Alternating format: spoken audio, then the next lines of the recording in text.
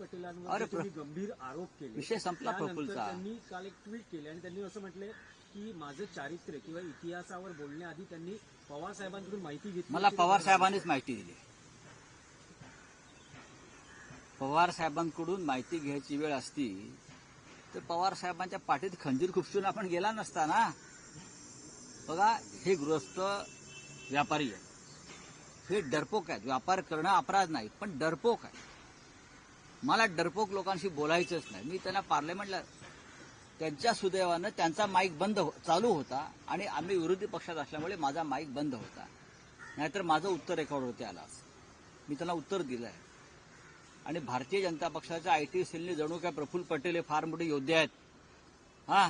Second world वॉरमध्ये जर्मनीत जाऊन युद्ध जिंकून आलेत आणि मग ते भंडाऱ्यामध्ये उतरले, अशा तऱ्हेने जे काय दाखवलंय.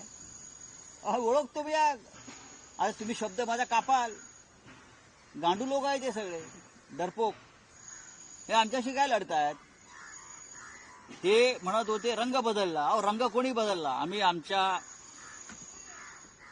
व्यासपीठावर शिवसेनेच्या बाळासाहेब ठाकरेंच्या शिवसेनेमध्ये ठामपण उभे आहोत. पळून कोण गेलं? पवार साहेबांना सोडून बाप तुमचा. बापाच्या पाठीत खंजीर खुपसला हो. आता त्यांनी थांबायला पाहिजे. तुम्ही थांबा. त्यांना उत्तर द्यायचं ते झालेलं आहे. वेळ पडली तर आता माझ्या गाडीमध्ये डिक्कीमध्ये पडले आहेत सगळे. ईडीचं चार्जशीट वाचा आणि माझ्या नादाला लागू नका. शिवसेनेच्या नादाला, माझ्या नाही, शिवसेनेच्या नादाला लागू नका. त्या गद्दार शिंदे गटाने लागू नये आणि गद्दार राष्ट्रवादीवाल्यांनी लागू नये. तुम्ही सुखात आहात ना तिकडे, भांडी घासताय ना, त्यांची जुनी भांडी करताय ना, त्यांचे चपला बूट पॉलिश करताय ना, मग करत राहा.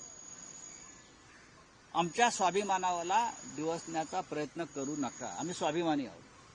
आम्ही दिल्लीत जाऊन कोणाची बूट चटेगिरी करत नाही. आम्ही सत्तेचे भुकेले, सत्तेचे हपापलेले नाही. ठीक आहे, बघू. सत्ता येते, सत्ता जाते. बाळासाहेबांचं वाक्य आम्हाला मान्य. रावसाहेब, आणखी एक विषय की शेतकरी कर्जमाफीचे पैसे मागून साखरपुडे आणि लग्न करतात. कधी शेतीत गुंतवणूक करतात का?